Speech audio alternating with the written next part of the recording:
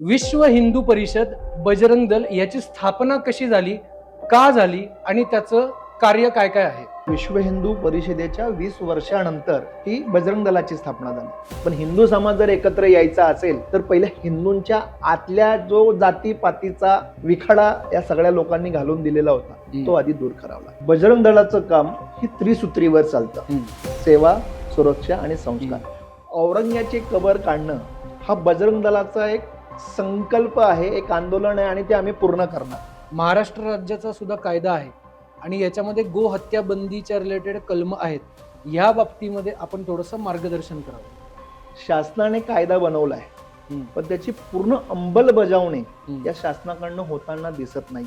मी आणि माझ्यासाठी केलेलं कार्य आणि राष्ट्र माझ्यासाठी काय करतं, मी राष्ट्रासाठी काय करतोय, या दिवशी ज्या दिवशी प्रत्येक तरुणांमध्ये ही भावना निर्माण होईल, आम्हाला वाटतं की बजरंग दलाचं कार्य सिद्धीस त्या दिवशी.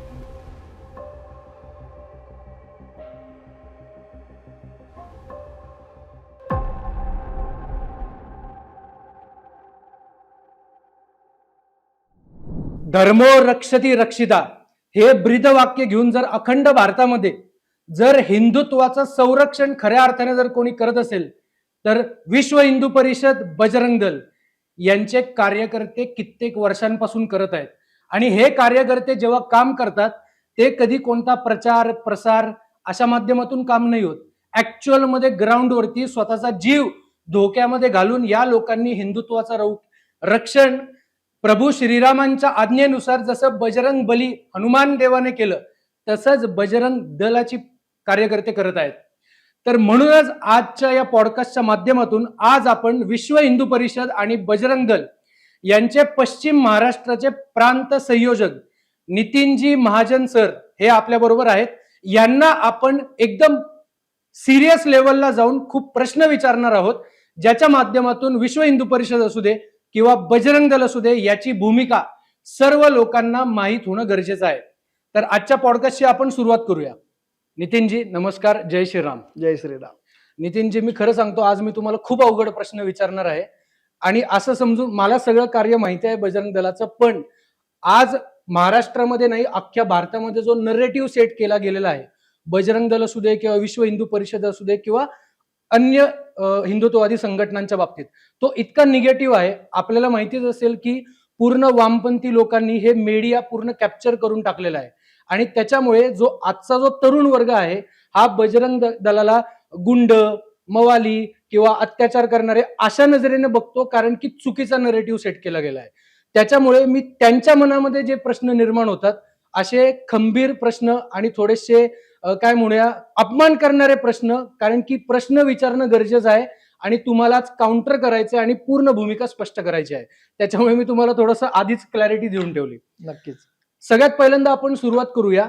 विश्व हिंदू परिषद बजरंग दल याची स्थापना कशी झाली, का झाली आणि त्याचं कार्य काय काय आहे?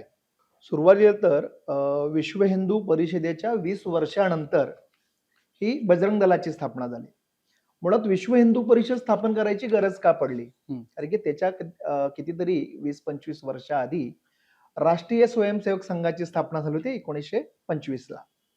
आता 1925 ला परमपूजनीय केशव बळीराम हेडगेवार यांनी राष्ट्रीय स्वयंसेवक संघाची स्थापना केली. त्या या एका दृष्टिकोनाने केली की भारतात राहणारा नव्हे तर जगात राहणारा हिंदू यांचा एक आवाज उठवला पाहिजे, हिंदू समाज एकत्र आला पाहिजे आणि हिंदू समाजाने आपल्या प्रश्नांसाठी, आपल्या अस्तित्वासाठी आणि आपल्या संस्कृतीसाठी एकत्र येणं गरजेचं आहे, कारण की तो काळ तसा होता. ते करत असताना परमपूजनीय गुरुजी म्हणजे आपण माधव सदाशिव गोडविलकर गुरुजी जेव्हा द्वितीय सरसंघचालक म्हणून आलात तेव्हा हा सगळा राष्ट्रीय स्वयंसेवक संघाचा कारभार हाती घेताना किंवा वारंवार पूर्ण भारत देशाचं परिक्रमा करत असताना हिंदूंच्या अस्तित्वाचे जे जागरण आहे ते कसं होईल, हिंदूंमध्ये संभ्रम आहे की हिंदू एकत्र येतील, पण तोपर्यंत गेलेल्या त्या मॅक्युलर शिक्षण पद्धत आणि भारताने सतत आपल्या मानसिकता, गुलामगिरीची मानसिकतेतनं बाहेर यावा यासाठी जो धर्मनिरपेक्ष आपण आता म्हणतोय, सर्व धर्म समभाव, सेक्युलरिझम, सेक्युलरिझमचा तोपर्यंत लोकांच्या डोक्यामध्ये खूप काही भिनवलं गेलेलं. बरोबर. पण हिंदू समाज जर एकत्र यायचा असेल तर पहिल्या हिंदूंच्या आतल्या जो जातीपातीचा विखडा या सगळ्या लोकांनी घालून दिलेला होता तो आधी दूर करावा लागला. बरोबर. त्यासाठी 1964 रोजी सांदपणी आश्रम जो आहे मुंबईला तिथे चिन्मयानंद महाराज, पूजनीय गुरुजी, दारासिंग, संत गाडगे महाराज अशा खूप मोठ्या विभूतींनी एकत्र येऊन चिंतन मनन केलं. म्हणजे संघ 1964 आणि 1964 ला संघा याची स्थापना झाली विश्व हिंदू परिषदेची.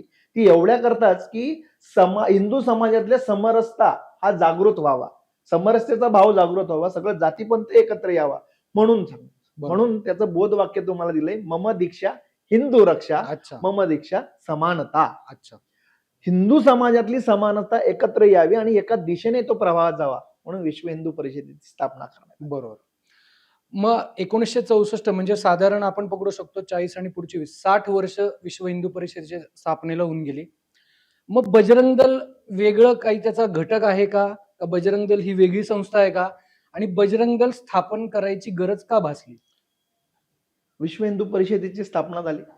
विश्व हिंदू परिषद आपल्या सर्व बांधवांना, सर्व हिंदू समाजातल्या सर्व स्तरांना एकत्र घेऊन चालण्याची, जेव्हा हिंदूंच्या संस्कृती, संस्कार आणि धार्मिक गोष्टी जेव्हा उत्पन्न करायच्या होत्या, जे विस्मृत झालो होतो गुलामगिरीतनं, ह्या जेव्हा जागृत करायच्या होता, तर कधी अधिष्ठान लक्षात घ्या, जेव्हा आम्हाला आमचा युग पुरुष, आमचा धर्मपुरुष जोपर्यंत आम्हाला कळत नाही तोपर्यंत आमचा धर्म आम्हाला कळत नाही, आमची संस्कृती आम्हाला कळत नाही.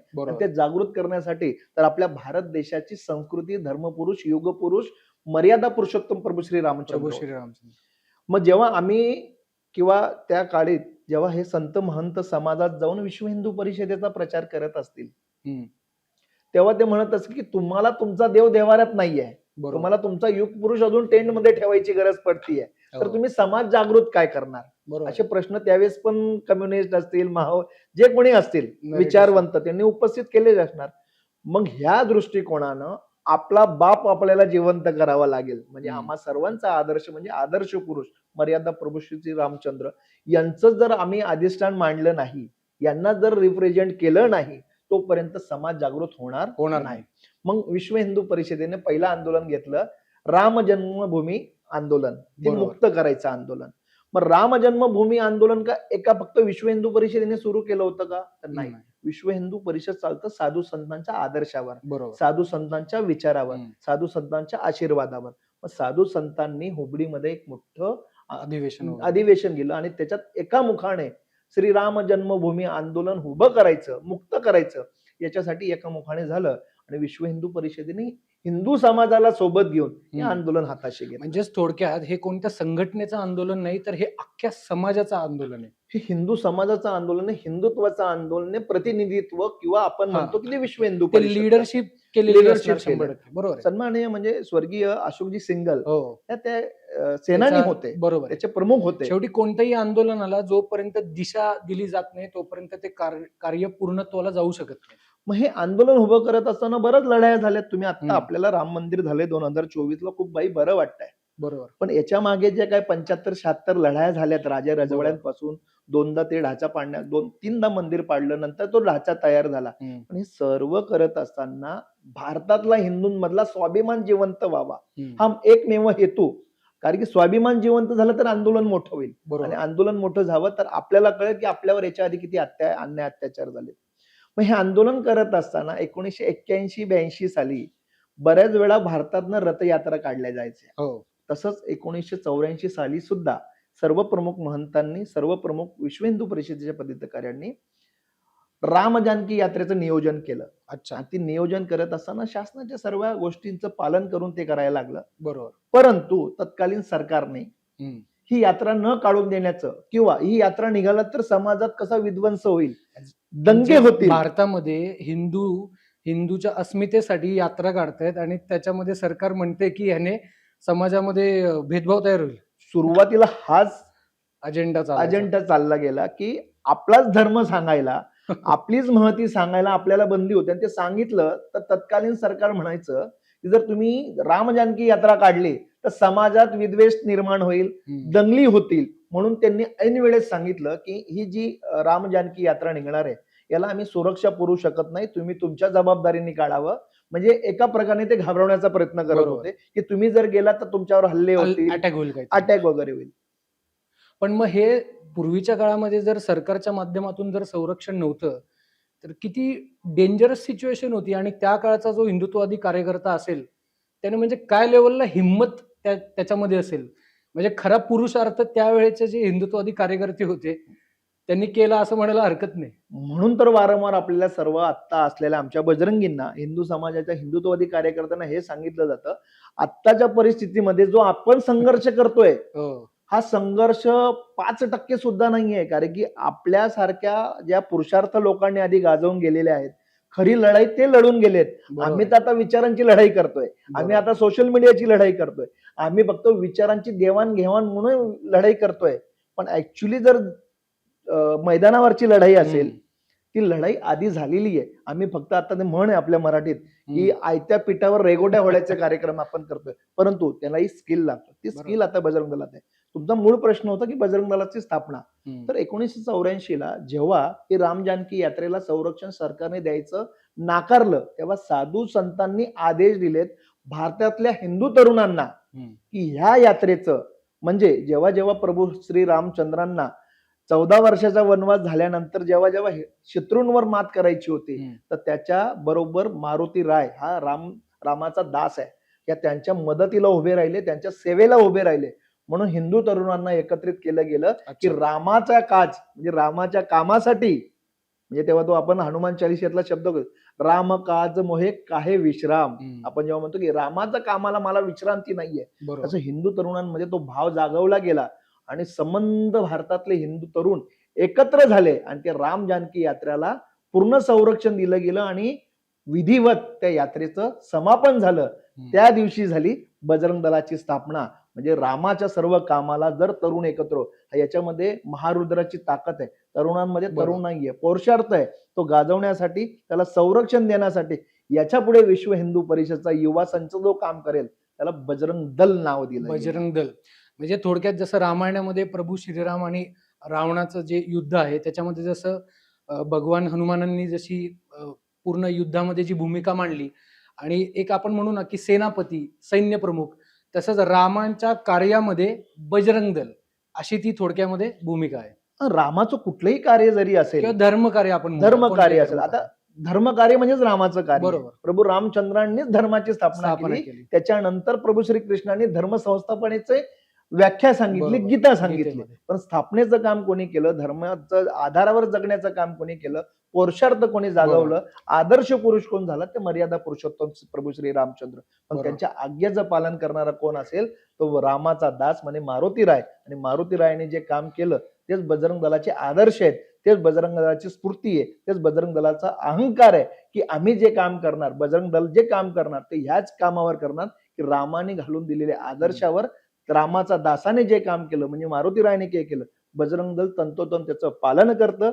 आणि बजरंग दल त्या पालनासाठी गेले आता 40 वर्ष काम करतंय आणि आजही त्या आदर्शांवर बजरंग दल काम करतंय. बरोबर. विश्व हिंदू परिषदेची स्थापना 64 सालची, बजरंग दलची स्थापना 84 सालची, पण आत्ता चालू आहे 2025.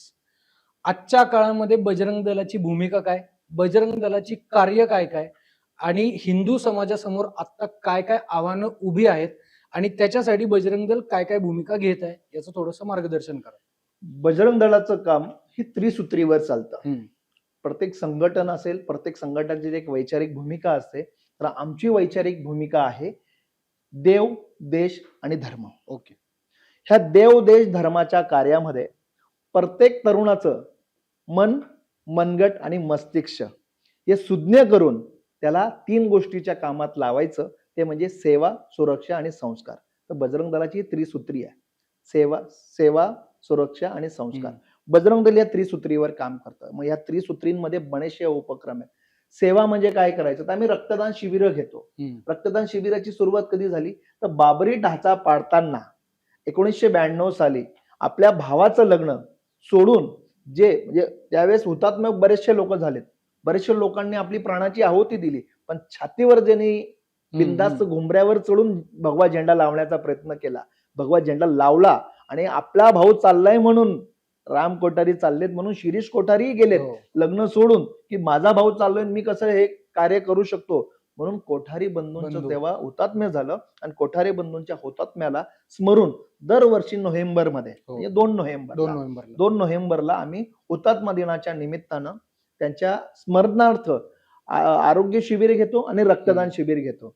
आता रक्तदान शिबिर किती घेतो तर एका गावात नाही होत, एका जिल्ह्यात नाही होत, तर हम्म. देशभर आठवडाभर हे शिबिर होतात. अच्छा. आणि तुम्हाला सेवाभाव काय असतो, हम्म. बऱ्याच लोकांना बजरंग दलाबद्दल बरेच प्रश्न असतील तुमच्याही मनात, त्याचे उत्तर देईन. पण सेवाभाव काय असतो तर अख्ख्या देशामध्ये 50 लाखापेक्षा वर्षभरात बजरंग दलाचे कार्यकर्ते रक्तदानाच्या पिशव्या संकलित करत असतात. खूप मोठी गोष्ट. मग हे आम्ही तिथे बघतो का की हे रक्त कोणाला चाललंय, हम्म. आम्ही बघतो का हे रक्त अमुक अमुक लोकांना जायला पाहिजे.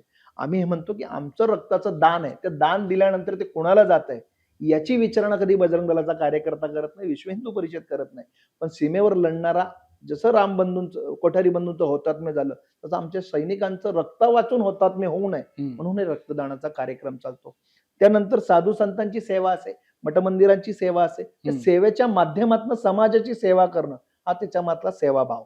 बरोबर. दुसरे सुरक्षा. सुरक्षा कोणाची करायची तर आपल्याला माहिती आहे, मोगल आलेत, आमच्या मठमंदिर उद्ध्वस्त केलेत, मोगल आलेत, आमच्या आया बहिणी बाटवल्यात, मोगल आवले त्यांनी आमच्या आराध्य गोमातेचं कत्तली केल्यात, मोगल आलेत आमच्या संस्कृतीचं हनन केलं, मोगल आलेत आमच्या आया बहिणी वाटवल्या, आमच्यावर जिजिया कर लावलं.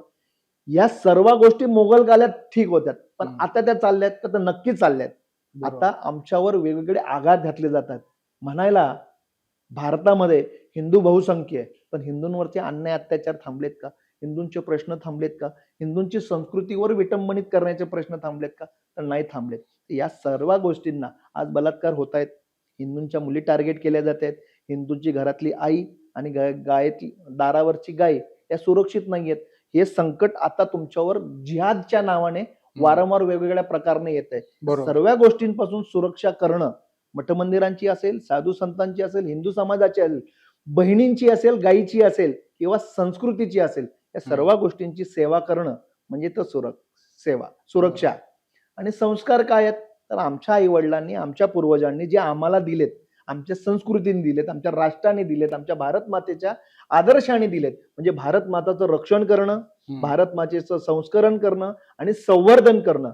म्हणजे त्याच्यातनं आमचे वृक्षारोपणाचे कार्यक्रम असतील, अच्छा. त्याच्यानंतर आमचे अमरनाथ यात्रेचे कार्यक्रम असतील.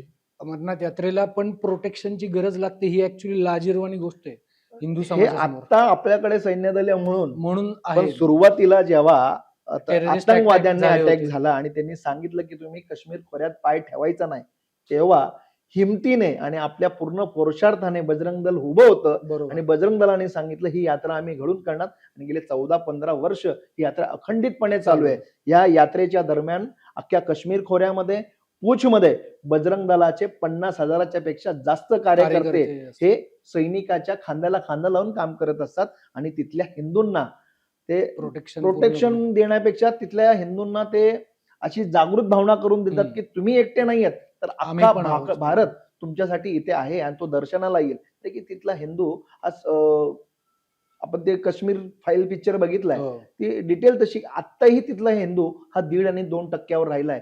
ते आपण 1 महिना जिथे जातो त्याच्यावर जो काही त्यांचा उदरनिर्वाह असतो, त्यांच्या मनाला धीर मिळतो, हा तेवढ्या करता. नंतर तिथला हिंदू हा आयुष्यात जगतोय, फक्त जगतोय म्हणून जगतोय, पण स्वाभिमानाने जगला पाहिजे यासाठी सगळे प्रयत्न आहेत. मगाशी त्रिसूत्रीवरची जी गोष्ट आहे, सेवा, सुरक्षा, संस्कार, संस्काराची भावना आम्ही प्रशिक्षणाच्या माध्यमातून देतो. आम्ही आमच्या साप्ताहिक मिलनमधनं संस्कार शिकवतो, आम्ही आमच्या बलोपासना केंद्रातनं संस्कार शिकवतो. या त्रिसूत्रीवर बजरंग दल काम करत आहे. आपण म्हणलं की संस्कार, बलोपासना केंद्र, याची थोडीशी माहिती द्या. बलोपासना केंद्र म्हणजे काय असतं? बजरंग दलामध्ये जसं आपण संघामध्ये शाखा असते, तर शाखाचं प्रत्येक शाखेचं वेगवेगळं आहे. दैनंदिन शाखा असते, प्रभात शाखा असते, साप्ताहिक शाखा असते, त्याला साप्ताहिक मिलन असे म्हणतात. तर बजरंग दलाचा त्या प्रखंडातला खंडातला कार्यकर्ता सप्ताहातनं एका ठिकाणी एकत्र येऊन शाखा भरवणं, त्याला साप्ताहिक मिलन म्हणतात. सप्ताहातनं एकदा एकत्रीकरण. त्या साप्ताहिक मिलनामध्ये चर्चा होते, खेळ होते, बलाची उपासना होते, सामाजिक प्रश्नांची चर्चा होते आणि आगामी प्रश्नांवर उपाययोजना. त्याला साप्ताहिक मिलन असतात, जे तासाभराचं असतं. अच्छा. एक केंद्र ठरलेलं असतं, केंद्र प्रमुख ठरलेला असतो. दैनंदिन आयुष्यातनं वेळ काढून सप्ताहातनं एकदा एकत्रीकरण करणं आणि विचार विनिमय करणं, त्याला साप्ताहिक मिलन असे म्हणतात. आणि या शाखा अख्ख्या भारतभर चालतात? भारतभर या शाखांचा आकडा खूप मोठा आहे, हा. पण आपल्या पश्चिम महाराष्ट्रात प्रत्येक जिल्ह्यामध्ये 10 अच्छा. अशा, म्हणजे एकूण आपल्या पश्चिम महाराष्ट्रामध्ये 350 पेक्षा साप्ताहिक मिलनाच्या शाखा जास्त. सुरू आहेत, एकत्रीकरण सुरू आहे. मग आता समजा एखाद्या हिंदुत्वाचं काम करणाऱ्या तरुणाला जर बजरंग दलाच्या शाखेमध्ये यायचं असेल तर काय प्रोसेस असते? म्हणजे काही फॉर्मल प्रोसेस असते, त्याचा अभ्यास तुम्ही म्हणजे त्याला काही प्रश्न विचारता किंवा कशा पद्धतीनं तो जॉईन होऊ शकतो थोडक्यात? बजरंग दलामध्ये येणारा तरुण जो आहे त्याचा वयोगट 18 ते 35च्या आत असावा. 18 ते 35. 35च्या या वयोगटातले तरुण या बजरंग दलामध्ये सामील होऊ शकतात, कारण की ही विश्व हिंदू परिषदेची युवा युवा वाहिनी आहे. वाहिनी आहे. यामध्ये जॉईन कसं करायचं, तर पूर्वी आम्ही जसं विचारणा होते की बजरंग दलामध्ये जॉईन व्हायचं, आम्हाला संपर्क व्हायचे, मग तिथल्या केंद्राच्या साप्ताहिक मिलन प्रमुखाचा नंबर दिला गेला जायचा. जर सप्ताहातनं एकदा असेल तर साप्ताहिक मिलन प्रमुखाचा नंबर दिला जातो. रोज भेटायचं असेल तर बलोपासना केंद्राचा प्रमुख दिला जातो. मग हे तरुण जुडतात कसे, तर आपल्या आर्थिक केंद्र चालू आहेत. अच्छा. आर्थिक केंद्राच्या माध्यमातून जो हिंदू तरुण त्या मठ मंदिरांमध्ये येऊन आरतीला सहभागी होतो, बरोबर. मग त्याला बजरंग दलामध्ये सहभागी होता येतं. बजरंग दलाचे विचार काय असेल ते, आता बजरंग दल एक तर हिंदुत्व आहे, मग हिंदुत्ववादी कार्यकर्ता विचारसरणीचाच कार्यकर्ता बजरंग दलात येतो. बरोबर. माओवादी विचारसरणीचा येणार नाही, कम्युनिस्ट येणार नाही, म्हणजे विचारसरणी जुळत नाही. हिंदुत्वाशी ज्याच्या नाड जोडलेल्या आहेत त्याला देवदेश धर्माचं कार्य करायचंय आणि त्याचं मनगट मंदिर स्थिर करायचंय राष्ट्रप्रथम या विषयासाठी. तोच विचारसरणीचा कार्यकर्ता बजरंग दलात येतो आणि तिथं त्याची जोडणी होते. आता आधुनिक काळ आलाय, मीडिया आलंय, सोशल मीडिया आली, तर जॉईंट बजरंग दल म्हणून आपला एक कार्यक्रम चालत असतो दरवर्षी. आणि सभासदत्व दर 3.5 वर्षानंतर जॉईंट बजरंग दल असेल, जॉईंट व्हीएचपी असेल, असा कार्यक्रम राबवला जातो. त्याच्यातनं बजरंग दलाचे कार्यकर्ते जोडतात.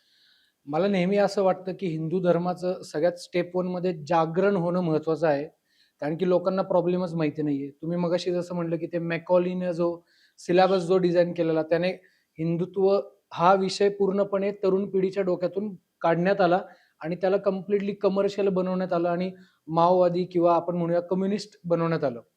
पण हिंदू जागरूक झाला, पण जागरूक झाल्यानंतर फक्त काम नाही संपत. त्याच्यानंतर जसं तुम्ही म्हणले की सेवा कार्य चालू झालं पाहिजे किंवा संरक्षण चालू पाहिजे. तर स्टेप 1 मला असं नेहमी वाटतं की जागरण पाहिजे आणि स्टेप 2 मध्ये त्याने काहीतरी ऍक्टिव्हिटी पण करणं गरजेचं आहे. त्याच्यासाठीच बजरंग दल सारख्या भूमिकेमध्ये त्याने येणं 100% खूप जास्त इम्पॉर्टंट आहे. आता पुढचा असा प्रश्न आहे की तुम्ही मगाशी म्हणले की सुरक्षा, तर त्याच्यामध्ये आज आपण बघतोय अख्ख्या महाराष्ट्रातच नाही तर अख्ख्या भारतामध्ये लव जिहाद हा प्रकार जो चालू आहे, त्याच्यामध्ये आपल्या ज्या तरुण हिंदू मुली आहेत किंवा हिंदूच नाही सगळ्याच धर्मातल्या, इव्हन ख्रिश्चन असू दे, शीख, जैन तर आपलेच धर्म आहेत, पण पूर्वीच्या सरकारच्या नीतींमुळे आपल्या धर्मामध्ये भेद करून ते वेगळे धर्म बनवण्यात आले. तर या सगळ्या मुलींचं एक रेट कार्ड बनवलं गेलेलं आहे, 10 लाख 5 लाख वेगवेगळ्या जाती ह्याच्यानुसार, आणि या मुलींचं धर्म परिवर्तन कसं करायचं हे टार्गेट ठेवून लव जिहाद हा जो प्रकार आहे, याच्यासाठी बजरंग दलाची भूमिका काय आणि बजरंग दल काय काम करतं? लव जिहाद काय प्रकार आहे की जिहादाचा प्रकार आहे.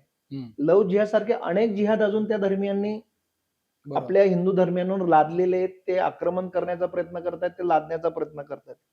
एक आश्चर्यकारक घडका तुम्हाला सांगतो. बरेच वर्ष विश्व हिंदू परिषद बजरंग दल लव जिहाद हा विषय मांडतोय, पण असं लव जिहाद वगैरे काही नाही असे समाजाला संभ्रम होतं. पण जेव्हा केरळच्या न्याय व्यवस्थेने, हायकोर्टाने लव जिहाद असतं, याच्यानंतर जी काही डॉक्युमेंटरी समोर आलेली आहे, तर विचार करा की आपल्या भारतातनं 13 लाख विवाहित महिला बापरे की ज्यांच्या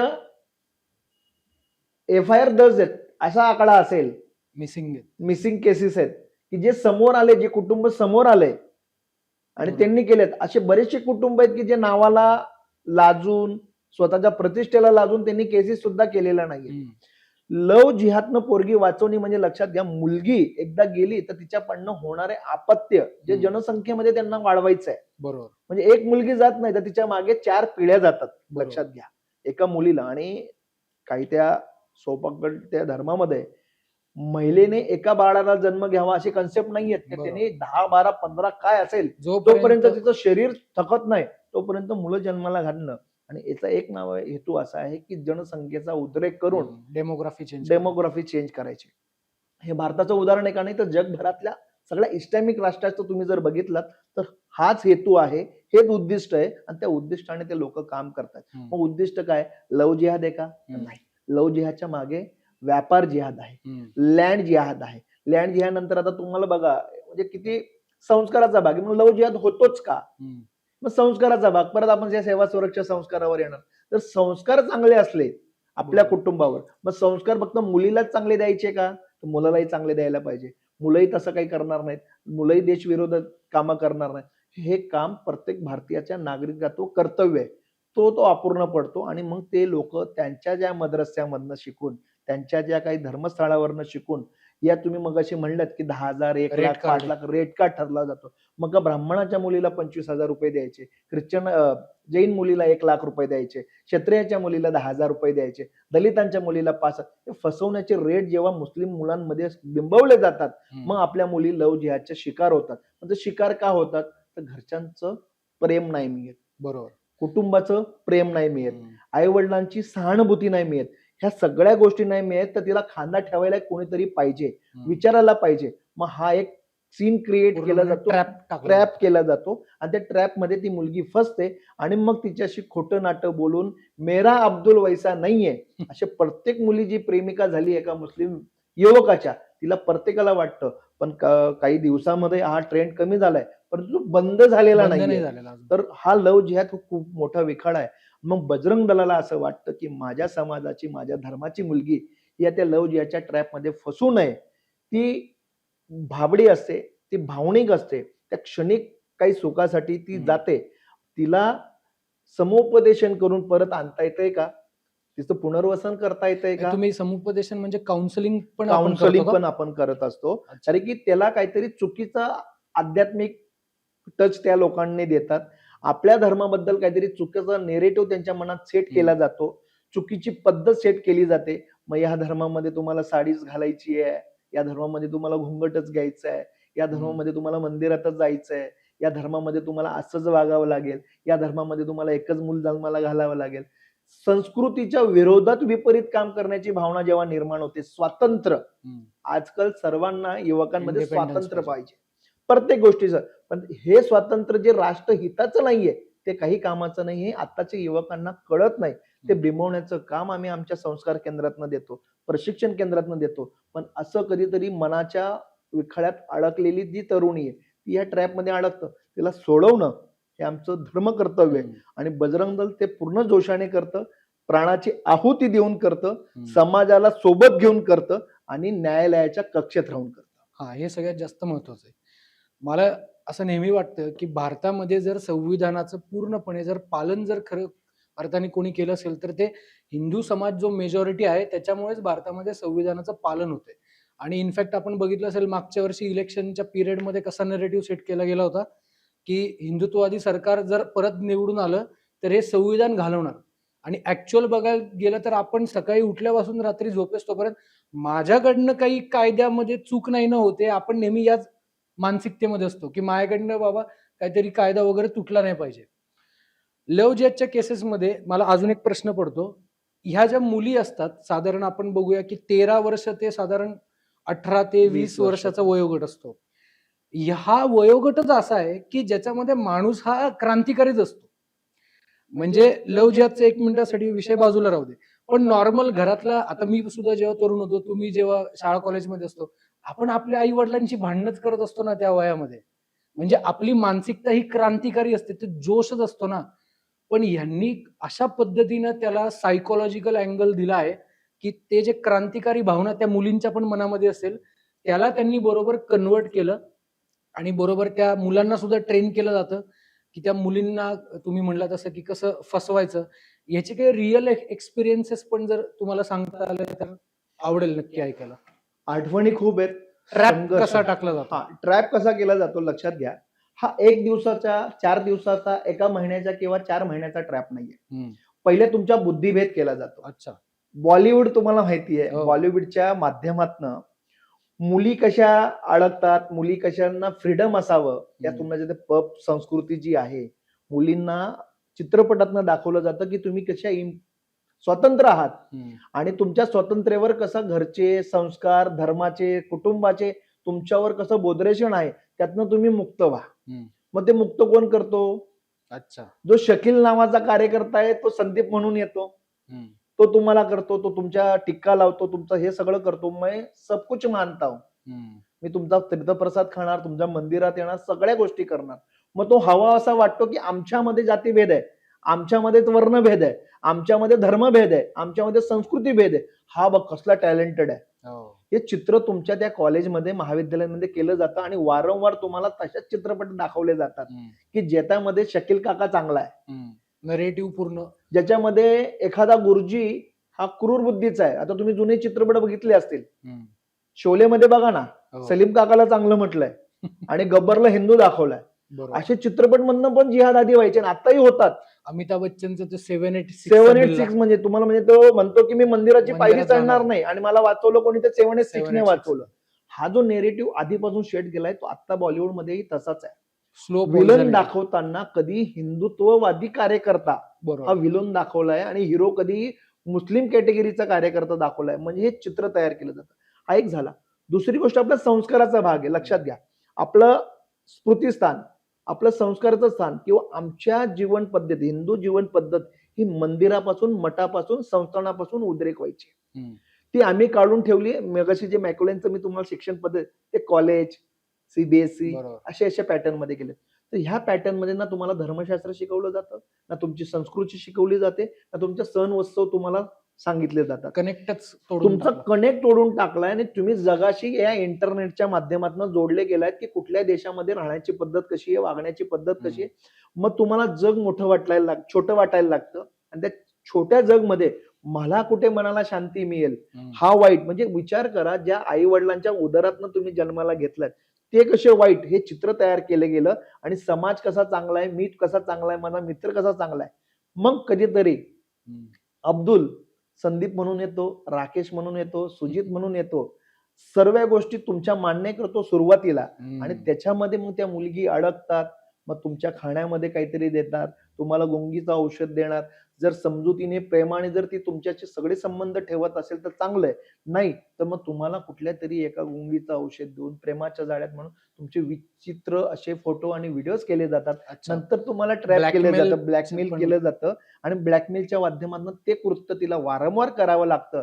आणि मग सहजिकच एकदा माणूस अडकला की एकदा अडकला की म्हणते की मग ठीक आहे, मी याच्याशी लग्न करायला मला काय अडचण आहे. किंवा तुम्हाला असं भासवलं जातं की मी तुझ्यासाठी, म्हणजे ते आपण आपल्या माझ्या वयात तरी असेल, तुझ्यासाठी मी जन्नत तारे तोड, असं सगळ्या गोष्टी ज्या प्रेमाच्या माध्यमातून केल्या जातात ते केल्या गेल्यानंतर ती मुलगी अडकत जाते, त्याचा शारीरिक छळ होतो, शारीरिक जी काही भावना त्याच्याकडनं निर्माण होते, हे सगळं त्याच्यासाठी चाललंय. मग ती जेव्हा तिथे जाते 6 महिने 4 महिने चांगली राहते आणि त्याच्यानंतर जेव्हा तिच्या धार्मिकता धर्मांधांच्या त्या अडक्यात अडकून वारंवार तिला ते मांस खाण्यासाठी, बुरखा घालण्यासाठी, प्रार्थना करण्यासाठी आणि हे सगळं करण्यासाठी तिला वारंवार टॉर्चर केलं जातं. एक तर ती पूर्ण त्याच्यात बळी पडते, नाही तर त्यातनं सुटका करायची तिथं प्राधान्य असतं. मग अशा वेळेस संपर्क आमच्याकडे येतात. हे महत्वाचं आहे, कारण की त्या मुलीला पण कुठेतरी येताना एक समोर आशेचा किरण दिसणं गरजेचं आहे ना, की मी परत येऊ शकते. पूर्वीची आपली सामाजिक पद्धती अशी होती की एखाद्या मुलीला जर परत यायचं असेल तर तिच्या घरातल्यांनी जर तिचा नकार केला की नाही, आता आम्ही हिचं नाव टाकून दिलं, आम्ही हिला काही परत घेणार नाही. पण मी असं म्हणेन की बजरंग दल आणि अनेक हिंदुत्ववादीच्या कार्यकर्त्यांनी जे काम केलेलं आहे त्याच्यामुळे निदानात समाजामध्ये एवढी तरी जागृती आहे की आपल्या मुलीला परत घ्या, तिला पाठ करू नका. नाही, काय होतं अजूनही ती, मी आता तुमच्या या पॉडकास्टनं मी तर आवाहन करेल हिंदू आई बापांना, हिंदू माता पितांना आवाहन करेल की अशी चूक जर तुमच्या मुलीकडनं झाली असेल, लक्षात घ्या, बजरंग दलने ठेका नाही घेतलेला. बजरंग दल काय अधिकृत सगळ्या गोष्टी न्याय व्यवस्थेच्या पलीकडे जाऊन तुमच्यासाठी करू शकेल. आपल्याला संविधान दिलंय डॉक्टर बाबासाहेब आंबेडकर आणि मंडळींनी. त्या संविधानाचा भारताचा काहीतरी कायदा आहे, त्या कायद्याच्या अंतर्गत जे जे करता येईल त्या सर्व आम्ही तुमच्यासाठी करायला तयार आहोत. पण त्या मुलीच्या आई वडिलांकडनं आम्हाला काय अपेक्षा आहे का? काय अपेक्षा ठेवणार त्या माणसाकडनं जिने आपल्या जन्माला घातलेली मुलगी, तिला संस्कारित केलं, तिचं शिक्षण केलं, ती एका मिनिटामध्ये आई वडिलांना सोडून जाते. तिचं सुटका करणं आणि त्या आई वडिलांच्या चेहऱ्यावर आसू बघणं, स्वाभिमान बघणं आणि परत त्यांचा गेलेला मान सन्मान परत आणून देणं, ह्या एका कार्यासाठी आम्ही लढतोय. मग ती मुलगी आल्यानंतर तिला एक अपत्य झालं असेल, 2 अपत्य झाले असेल, ते त्या मुलाकडनं होतात. पण त्यांचं काय म्हणणं आहे, की आमची नस्ल, आमचं डीएनए वाढवणं, आमचे आतलं जे काही त्यांचं धर्मग्रंथात त्यांच्या डोक्यात घातलं झालं, त्याचा प्रचार पडणं ह्या मुलांमधनं होणं. आम्ही त्या मुलीला तसंच्या तसं स्वीकारलं पाहिजे, तिचं पुनर्वसन केलं पाहिजे. याच्यासाठी जोपर्यंत तिला अपत्य होत नाही. मग काय होतं, जे आपण आता सगळ्या न्यूज चॅनलवर आणि पेपरमध्ये बातम्या बघतोय, एक तर ती जीवनाचं काहीतरी बरं वाईट करून घेते.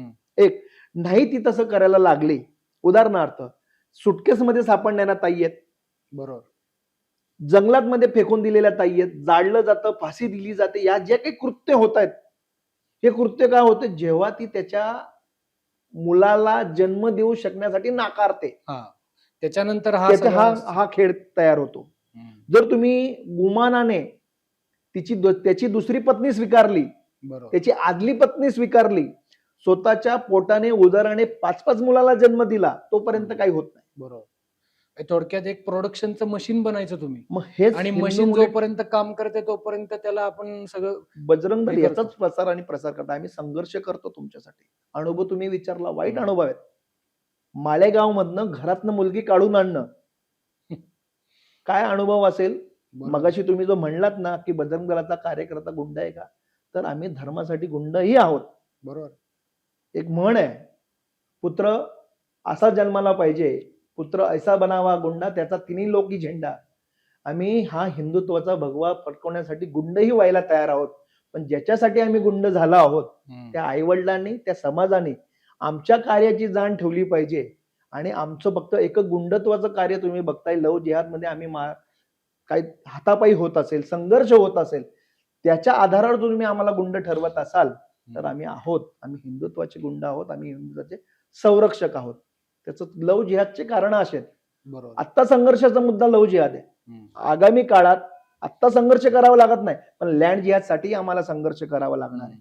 ज्या वक्फ बोर्डाच्या नावाखाली काय जमिनी लटल्या जात आहेत, चांगल्या चांगल्या, आज तुम्ही त्या घरात राहतात, 200 वर्ष राहतात, 3-3, 4-4 पिढ्या राहतात, आणि उद्या उठून त्याचे कागदपत्र आम्हाला वक्फ बोर्डच्या नावाने मिळतात. याच्यासाठी जमिनीसाठी संघर्ष करावा लागणार आहे, त्याच्यासाठी हिंदूंनी तयार राहावं. बरोबर आहे. एक शेवटचा प्रश्न लव जिहादचा. लव जिहादची मुलगी जेव्हा आपल्या म्हणजे संपर्कात येते आणि तिचं आपण पुनर्वसन कशा पद्धतीनं करतो, त्याच्यासाठी आपण काही काउन्सलिंग वगैरे करतो का? आपल्या म्हणजे टीम असते का त्याच्यासाठी आपली? कारण की तो जेव्हा ती मुलगी परत येते ना, तिची मानसिक स्थिती, आपण म्हणू इमोशनल कोशंट, ती अत्यंत खच्चीकरण झालेलं असतं. एकतर खूप हिंमत करून ती येते तिथं परत, आणि मग अशा परिस्थितीतून ती डिप्रेशनची पण शिकार होऊ शकते, आणि मग जे तुम्ही म्हणला की आत्महत्या करावीशी वाटते, असं भयंकर परिस्थिती असते. ह्या बाबतीमध्ये आपण काही त्या मुलींना सपोर्ट करतो का? बजरंग दलाचं काम आहे मुलगी सोडवून आणणं. बजरंग दलाचं काम मुलगी सोडवून आणणं. तत्कालीन ज्या काही व्यवस्था आहेत, म्हणजे त्याचं काउन्सिलिंग करायचं असेल, समुपदेशन करायचं असेल, ते मुद्दे. काही ठिकाणी मुलगी ऐकत नाही, तर काही ठिकाणी मुलगी ऐकते. जिथं मुलगी ऐकते तिथं आई वडिलांनी ऐकलं पाहिजे. काउन्सिलिंग फक्त मुलीचं होत नाही, तर परिवाराचंही होतं. 100% बरोबर. मग त्यावेळेस जेव्हा मुलीच्या वडिलांचं, मुलींच्या आईचं, मुलीच्या परिवाराचं काउन्सिलिंग होतं, तर त्याला आश्वस्त केलं जातं की समाजामध्ये याची विवेचना होणार नाही, यासाठी आम्ही प्रयत्न करू. आमच्या समविचारी संघटना प्रयत्न करतील आणि त्या मुलीचं त्याच घरात पुनर्वसन होतं. काही वेळात आई वडील ठाम असतात की आम्ही मुलीला घेणार नाही का. ते कधी ठाम असतात जेव्हा त्या मुलीला अपत्य असेल. अच्छा, तिथे हे पाप कोणावर, आताकडे आपल्या संस्कृतीमध्ये त्याला पापच मानलं गेलंय. जर दुसऱ्याच्या संक्रमणाने जर मुलगा झाला असेल तर ते पापच आहे. बरोबर. तर अशा काळामध्ये काही समुपदेशन आहेत, काही सेंटर्स आहेत की जिथे त्यांना ठेवलं जातं. एक्सपर्टच्या सगळ्या सांगण्यानुसार शासनाचे काही असे सेंटर्स आहेत, ते आपण त्याच्या संपर्कात आहोत. त्याच्यामध्ये ते काउन्सिलिंग करतात. शासनाच्या काही असे सेंटर्स आहेत, त्याच्या बऱ्याच मध्ये हे लोक ठेवली जातात आणि मग त्यांच्याकडनंच त्यांच्या केलेल्या आत्मक्लेश असेल, त्यांनी केलेल्या तो काही आपण त्याला म्हणतो ना, एक पाश्चातापाचं त्यांना वारंवार हे करावं लागतं. पण ठीक आहे, बऱ्याचशा महिला या रुळावर आल्या आहेत, सामाजिक कार्यामध्ये सहभागी होत आहेत आणि त्याच आता ज्या लव जिहाद मधनं वाचल्यात त्याच आमच्या ताई आता समुपदेशन करतायत वा. आणि त्या समाजात उतरून आपल्या हिंदू जागरूक तरुणींना पण जागरूकता करत करतायत. असतात. कारण की आता जागृत करणं त्यांच्याबरोबर ते जे सगळ्यात घडलं मोठं. ते ते सांगणं खूप ते आता महत्वाचं. तुम्ही न्यूज चॅनल बरेचसे ब्रॉडकास्ट मध्ये बघितलं असाल, लव जिहादच्या शिकार झालेल्या बहिणी ज्या आता पुनर्स्थापित झाल्यात, पुनर्वसन झालेत, त्या समाजासमोर येऊन त्या सगळ्या घटना सांगतायत. मला असं वाटतं की अजून या घटना थांबलेल्या नाहीयेत, अजून खूप गरज आहे, पण त्याच्यासाठी जागरणाची गरज आहे. बरोबर. हिंदूंनी जागृत राहिलं पाहिजे. बरोबर. अजून एक महत्वाचा मुद्दा, यावर्षी आपण औरंगजेबाची कबर उखडायचा कार्यक्रम हा बजरंग दलाच्या माध्यमातून, विश्व हिंदू परिषदेच्या माध्यमातून घेतला होता. मीडियामध्ये बरेचसे त्याच्यामध्ये आपले सुद्धा काही बाईट्स मी पण बघितले, अनेक जणांनी बघितले असणार आहेत. त्याच्यानंतर बऱ्याचशा व्हॉट्सअप क्लिप फिरल्या. हा सगळा प्रकार थांबला का आणि याच्यावरती आत्ता बजरंग दलाची भूमिका काय आहे? औरंग्याची कबर काढणं हा बजरंग दलाचा एक संकल्प आहे, एक आंदोलन आहे आणि ते आम्ही पूर्ण करणार. वा. किती त्याच्या अवघड स्थिती आली, निर्माण झाली किंवा किती त्याच्या मागे आड आलं, तर बजरंग दलाचं हे आंदोलन थांबलेलं नाही, थांबणार नाही. बजरंग दल एकमेव संघटन असं आहे, त्याला बजरंग दल नाव दिले, लक्षात घ्या. जेव्हा बजरंग दलाची स्थापना केली गेली तेव्हा भारतामध्ये सैन्य दल होतं. सैन्य दलामध्ये नौदल, भूदल आणि वायुदल हे आमच्या भारताची बाहेरील सुरक्षा करतात आणि हिंदू समाजाची अंतरिम सुरक्षा करणं, संस्कृतीची सुरक्षा करणं जर चौथं दल कुठलं आहे ते बजरंग दल आहे. आणि बजरंग दलाचा असा आहे, बजरंग दलाने एकदा विचार केला तो ठाम असतो. बजरंग दल त्याच्यावर कुठल्याही किमतीमध्ये, कुठल्याही मूल्यांमध्ये माघार घेत नाही. तर बजरंग दलाने ठरवलंय की औरंग्याची कबर काढणार म्हणजे काढणार. पण बजरंग दल हे संविधानालाही तेवढं मानतं, भारतीय राज्यघटनेलाही मानतं आणि सगळे काढून घेत. मग ते संघर्षानं काढावं लागेल की कोर्ट कचेरीमधनं करून काढावं लागेल. लक्षात घ्या, राम मंदिराच्या आंदोलनासाठी संघर्षही केला आणि कोर्ट कचेरीही केली. सन्मानानं ती जागा आम्हाला मिळाली. बजरंग दलाचा असा विषय आहे की ज्या ज्या आमच्या वर राज्य करणारे विकृतीत होते, मानसिकतेचे लोक होते, आमच्यावर अन्याय अत्याचार केला गेला, त्यांचा कुठलाही अवशेष या भारताच्या भूमीमध्ये असता कामा नये. बरेचसे विचारवंत, सोफिस्टिकेटेड राष्ट्रभक्त असे सांगतात की ती आपल्या विजयाची निशाणी आहे. हो, तिथेच राहू दे, तिथंच राहू देत आणि लोकांना कळू देत. मग ती जर विजयाची निशाणी आहे तर तिनं SIA केलेलं तिचं रंगरंगोटी, मार्बल त्याची काय लावणं, गरज आहे? त्याची गरज काय? त्याचा इतिहास सांगायची गरज काय?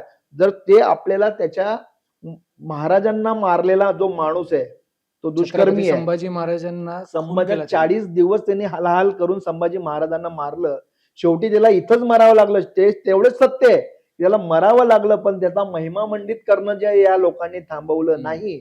जर तुम्हाला वाटतं की हा आमचा शौर्याचं प्रतीक आहे, तर मी ज्या लोकांनी असं सांगितलं की आमचं शौर्याचं प्रतीक आहे ते तसंच ठेवावं, त्याचा महिना मंडन करू नये, तर मी तुमच्या ह्या ब्रॉडकास्टच्या माध्यमातून सांगतो, प्रशासनालाही सांगतो, शासनालाही सांगतो, जर ते आमच्या शौर्याचं प्रतीक आहे तर तिथं प्रत्येक हिंदूने आपल्या पायातला जोडा घेऊन जायचं, त्या औरंग्याच्या त्या कबरीवर मारायचं आणि त्याच्या 4 शिव्या घालायच्या, थुंका तिथे आणि सांगा की तुझ्यासारखी विकृती जर आमच्या भारतामध्ये पुन्हा जन्माला आली तर असा त्याला इथे गाडणार आणि त्याचं स्वागत, त्याचं रूपांतर तुला जोडे मारून केले जाईल.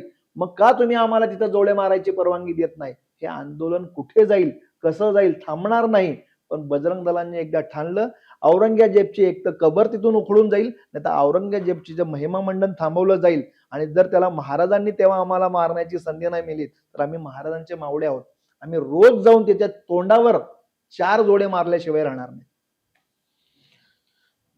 अजून एक महत्वाचा एक मीडियामध्ये असा एक अजेंडा पसरवला जातो, नरेटिव्ह पसरवला जातो आणि मी बरेच वेळेला ऑब्झर्व करतो की याला बजरंग दलाच्या माध्यमातून उत्तर प्रॉपर पद्धतीने दिलं जात नाही.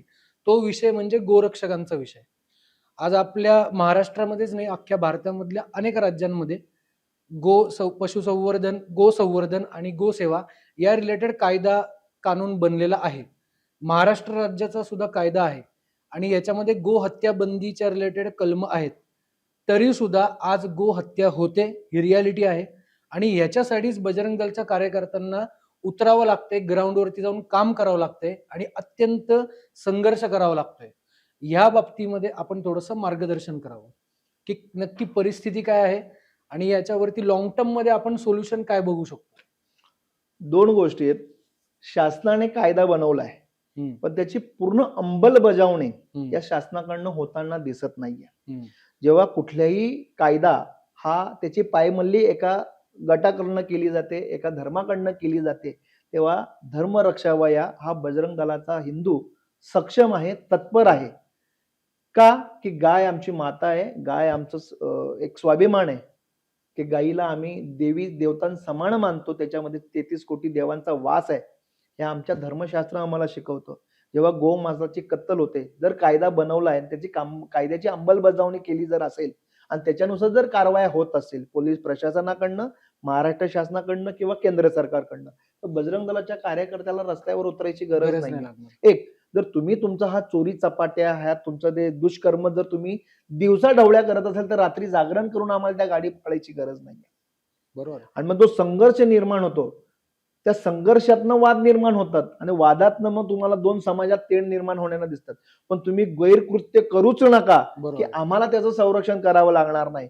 दुर्दैवाची बाब आहे, महाराष्ट्रात गो संवर्धन कायदा आहे, पण कसाही समाज त्या कायद्याला मानत नाही. त्याच कायद्याला नव्हे तर संविधानाला मानत नाही, भारतीय राज्यघटनेला मानत नाही, इंडियन पिनल कोडला मानत नाही. मग हे लोक जर मानत नसतील तर आम्ही त्यांच्याबरोबर काय केलं पाहिजे? तर आम्ही जर वर्दीत नसलो तरी आम्ही पोलिसांचंच काम करतोय. बरोबर. पोलीस दल कमी पडतं म्हणून बजरंग दलाच्या कार्यकर्त्याला रस्त्यावर उतरून गोरक्षण करावं लागतं, मांस पकडावं लागतं, जिवंत गायी पकडावे लागतात. मग याच्यातनं जो संघर्षमय वातावरण निर्माण होतं, मग गोरक्षण का भडकतो आणि गोरक्षणाकडे बजरंगी का वळले जातात? कारण की बजरंग दलाच्या अंगात संघर्ष आहे, बजरंगीचा अंगात संघर्ष आहे. तो लव जिहाद मधनं त्याला बाहेर काढावा लागतो, लँड जिहाद मधनं बाहेर काढावं लागतं. पण ह्या गोष्टी रोज होत नाहीत, याच्यात सहजासहज उपलब्ध होत नाही, पण रोज उपलब्ध होतात. हे रस्त्यांवर फिरणारे कसाई ज्या गाडीतनं गोमातेची वाहतूक करतात, वाहतूक करण्यानंतर संवर्धनाचे कायदे आहेत. गायी एका गाडीत किती न्यायला पाहिजे, कुठली गायी न्यायला पाहिजे, त्याच्यासाठी काय काय उपाययोजना, चारा न्यायला पाहिजे, कायदा आहे. पण हे एका ट्रक मध्ये भरून भरून नेतात आणि त्या गायी एकमेकांच्या अंगावर पाय ठेवून बरेचशा गायींचा तिथं मृत्यू होतो. त्या गाड्यांमध्ये लपून नेतात. स्विफ्ट डिझायर मध्ये स्विफ्ट डिझायर मध्ये काय मर्सिडीज मध्ये नेणारे लोक आम्ही बघितलेत.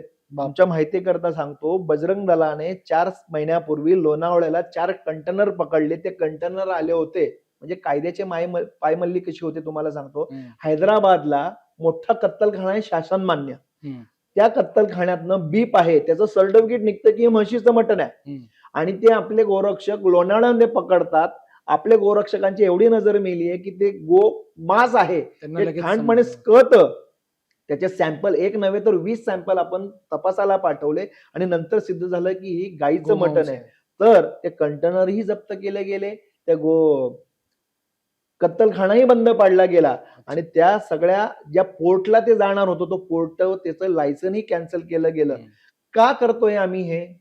आम्ही हे धर्मसंस्थापनासाठी आमच्या ग्रंथांमध्ये ज्या गायीला आम्ही मान सन्मान दिलाय, जो एक आमच्या मनात त्याची भावना आहे, ते करण्यासाठी. परंतु बजरंग दल फक्त हे करतं का? तर हिंदू समाजातल्या अनेक संघटना हे करत असतात, बऱ्याच लोक हे करत असतात. म्हणजे आता जो वाद तुम्ही बघितलाय की बऱ्याच लोकांना वाटतं की शेतकऱ्यांची दुर्दशा बजरंग दलामुळे झाली. पण बजरंग दलाचा कार्यकर्ता शेतकऱ्यांच्या घरनं गायी सोडवत नाहीये, शेतकऱ्यांच्या दारातनं गायी सोडवत नाहीये, ते त्या कसायांच्या तावडीतनं गायी. आम्ही तर म्हणतो ना की तुम्ही संगोपनासाठी द्या ना, गोशाळा आहे. हाच एक प्रश्न होता की आता समजा जेव्हा एखादा ट्रकवरती रेड होते आणि जेव्हा अशा ट्रान्सपोर्ट करताना गायांना वगैरे पकडलं जातं, तर यांचं पुढं संवर्धन कसं करतो आपण? शासन मान्यता काही गोशाळा आहेत, काही वैयक्तिक गोशाळा आहेत. जेव्हा ट्रक पकडला जातो तर कंपल्सरी बजरंग दलाच्या कार्यकर्त्यांनी 112ला फोन लावायचा असतो. जर इमर्जन्सी विषय असेल तर, किंवा पूर्वनियोजित विषय असेल तर आपण स्थानिक पोलिसांना सोबत घेऊन जातो. पोलिस आपल्याला टीम देतात, जिथे धाड टाकायची आहे तिथं आपल्याला रेड मारायची आहे, तिथं पोलिस सोबत असतात. परंतु होतं काय, पोलिस असतात 4-5 आणि कसाई असतात 50-20 आणि कार्यकर्ते 2. मग हा संघर्ष बऱ्याच वेळा पोलिसांनी मार खाल्लाय. ही चांगली गोष्ट नाहीये, पोलिसांवर हल्ला झालाय, ही चांगली गोष्ट नाहीये. परंतु फिर्यादी होऊन पोलिस कधी कधी काय करतात, एखाद्या राजकीय दबावापोटी, पैशांच्या हवासापोटी बरेच सिस्टीम मॅनेज होते आणि गोरक्षकांवरच केसेस पडतात. पद्धत अशी आहे की गोरक्षण म्हणजे बजरंग दलाच्या कार्याची पद्धत तुम्हाला सांगतो. गो संवर्धनामध्ये, गोरक्षणामध्ये 112ला फोन करायचा, पोलिसांना सोबत घेऊन जायचं आणि तिथे रेड करायची आणि पोलिसांनी फिर्याद द्यायची आहे. गोरक्षक हा फक्त टीप देणार, बरोबर. माहिती देणार, पण असं होत नाही. मग त्याच्यानंतर ते वंश आहे तो पोलीस स्टेशनला आणला जातो. एक गाडी जर वारंवार त्या वाहतुकीमध्ये सापडत असेल ती गाडी बॅन केली जाते. ते जोपर्यंत कोर्टात त्याला आरोपीला सबूत ठेवलं जात नाही तोपर्यंत तो गोशाळेत जातो आणि गोशाळेतनं जिनी ती तस्करी केली आहे त्याच्याकडनं तो पैसा वसूल केला जातो त्याच्या चाऱ्यासाठी, पाण्यासाठी. मग जो पैसा कोर्ट त्याला आदेश देतो की जोपर्यंत याचा निर्णय लागत नाही की तू हे गोमांस खर्च त्या तस्कऱ्याला करावा लागतो. ही सिस्टीम आहे. पण बऱ्याच वेळा याच्यात खूप काही सिस्टम फ्लेवरमुळे किंवा सिस्टम मध्ये त्याची तरतूद नाहीये किंवा सिस्टम फेल्युअर आहे आपला. तो पैसा येत नाही, गोशाळ्यामध्ये जागा राहत नाही. एवढं गोवंश रक्षा चालू आहे की गोशाळ्यांमध्ये आता जागा नाहीये आणि गोशाळेमध्ये चारा उपलब्ध होत नाही आणि शासनाकडनं योग्य पद्धतीने पैसा येत नाहीये. या सगळ्या फेल्युअर आहेत. परंतु तुमच्या माध्यमातून सांगतो, बजरंग दल एकटा हा गोरक्षण करणारा सर्वात मोठा जरी दल असेल तर समाजातल्या विविध क्षेत्रातले कार्यकर्तेही गोरक्षण करत असतात. त्यांच्या लेवलने गोरक्षण करणार, त्यांनी ते करावं. पण बऱ्याच वेळा दुसरं कोणतरी करून जातं आणि नाव बजरंग दलाचं येतं. संघर्षमय वातावरणात वारंवार बजरंग दलाला बदनाम केलं जातं. आम्ही आमच्या कार्यकर्त्याला सांगतो किंवा समाजाला तुमच्या माध्यमातून सांगतो, बजरंग दलातल्या 100 कामांपैकी 5% काम फक्त गोरक्षण आहे. आम्ही गो संवर्धनावर जास्त भर देतो. ते महत्वाचंच आहे ना, कारण की तुम्ही रक्षण केल्यानंतर पुढे संवर्धन करणं गरजेचं आहे. बजरंग दलाच्या तरुणांचं गोरक्षणाचं काम आहे. आमच्याकडे एक आयामाचं गो संवर्धन म्हणून. पण माझी कंप्लेंट सांगू का तुम्हाला, तुम्ही रक्षणाचं काम करताय, तुम्ही संवर्धनाचं काम करताय, पण मीडियावाले संवर्धनाचं काम काही दाखवतच नाहीत. त्याच्यामुळेच मला असं वाटतं की तुम्ही संवर्धनाचा हा जो मुद्दा आहे हा सुद्धा जनतेसमोर तितक्याच पद्धतीने मीडियाच्या कुठल्याही प्रतिनिधींनी यावं, आमच्या गोशाळेमध्ये गोसंवर्धन कसं केलं जात आहे, आमच्या गोसंवर्धन आयामाकडनं कशी शिबिरं घेतली जातात, आमच्या गोसंवर्धन आयामाने गो उत्पादनाचे कसे प्रोडक्ट तयार केले जातात, आमच्या मीडियाने आमच्या गोसंवर्धन विभागाची माहिती घ्यावं किंवा त्यांनी यावं की जिथे गो प्रोडक्ट म्हणजे गोच्या मूत्रापासून आणि शेणापासून उदबत्ती कशी तयार केली जाते, गोमूत्रापासून सेंट कसा तयार केला जातो, शेणापासून गोमूत्रापासून पेंट कसा तयार केला जातो, याचं त्यांनी प्रशिक्षण आहे आपल्या इथे बघावं. काय होतं, समाजाला ब्रेकिंग न्यूज काय आहे हे मीडिया दाखवण्याचा प्रयत्न करतात आणि त्यांना असं वाटतं बजरंग दलाच्या कुठल्याही कृत्यापासून त्यांना ब्रेकिंग न्यूज मिळत असेल त्यांनी नक्की द्यावं. मी तर सांगतो, पण हे विधायक काम जे चालू आहे पण दाखवावं. आम्ही सांगण्याचा प्रयत्न करतो. जोपर्यंत तुम्ही आमच्या सिस्टीम मध्ये येऊन आमचं काम बघत नाही तोपर्यंत दिसणार नाही. आणि जर तुम्हाला म्हणायचं की बजरंग दलाचे गुंडच आहेत तर गुंड हेही कामं करतात, तेही बघावं. समाजाच्या तरुणांना सक्षम करण्यासाठी बल उपासना केंद्र आहे, जिम चालू आहेत, आखाडे सुरू आहेत, हे मीडियाने दाखवलं पाहिजे. सुसंस्कृत बजरंगी, सुसंस्कृत युवा तरुण नशामुक्तीसाठी आम्ही मोठं काम करतोय हे दाखवा. आम्ही मॅरेथॉन घेतोय, नशामुक्तीच्या संकल्प सोडून घेतोय. कॉलेज महाविद्यालयांमध्ये नशामुक्तीचे अभियान राबवतोय. आता तुम्ही मीडियामध्ये जे बघतायत, इथे ड्रग सापडलं, तिथे ड्रग सापडलं, याच्या आधी सापडत होतं का? सापडतच होतं. पण आम्हाला वारंवार मीडिया समोर यायची गरज नाहीये की बजरंग दलाचा कार्यकर्ता हा जमिनीशी आणि प्रत्येक कान्याकोपऱ्यात आहे. बजरंग दलाचा कार्यकर्ताच पोलीस प्रशासनाला टीप देतो आणि आजचे काय MD ड्रग सापडतंय हे कुठं एकट्या प्रशासनाचं त्याच्यात यशस्वी नाहीयेत. तर आम्ही राष्ट्रीय कर्तव्य म्हणून जे करतो ते कामाचं आहे. नशामुक्ती अभियानाचे कार्यक्रम देशभरात सुरू आहेत. संस्काराच्या माध्यमातून कबड्डीचे खेळ आम्ही तरुणांकडनं करून घेतो. त्याच्यात बलाची उपासना होते, बलदंड शरीर तयार होतं. भीमरूपीमध्ये म्हटलो की आम्ही जर फिटनेससाठी आम्ही काम करतोय, आम्ही मठ मंदिर स्वच्छतेचे काम करतोय, आम्ही वृक्षारोपणाचे काम करतोय, आम्ही वनवासी कल्याण आश्रमातले जे आदिवासी मुलं आहेत, वनवासी कल्याणचे मुलं आहेत, त्यांच्यासाठी आम्ही काम करतो. त्यांना आदर्श पुरुष कसा घडवायचा आहे हे काम करतो. आमच्या वनवासी आश्रमातली, जनकल्याण आश्रमातली आश्रमातली मुलगी आमची ऑलिम्पिक मध्ये जाऊ शकते. आमचा मुलगा ऍथलेटिक्स मध्ये पुढे जाऊ शकतो, बजरंगी पुढे हे काम करू शकतो, प्रशासनात चांगला अधिकारी होऊ शकतो. हे दाखवलं जात नाही. वारंवार बजरंग दलाचे संघर्षमय वातावरण जे देशाच्या हिताचे तुम्ही दाखवा, पण बजरंग दलाचा सेवा सुरक्षा संस्काराचे जे काम आहे ते दाखवतात. हे जर तुम्हाला वाटत नसेल तर बजरंग दल संघर्ष आहे, संघर्ष करणार आणि तो करतच राहणार, याच्यावर आम्ही ठाम आहे. नाही, अत्यंत हे गरजेचं पण आहे. आपण थोडस पॉडकास्टच्या एंडला येऊया.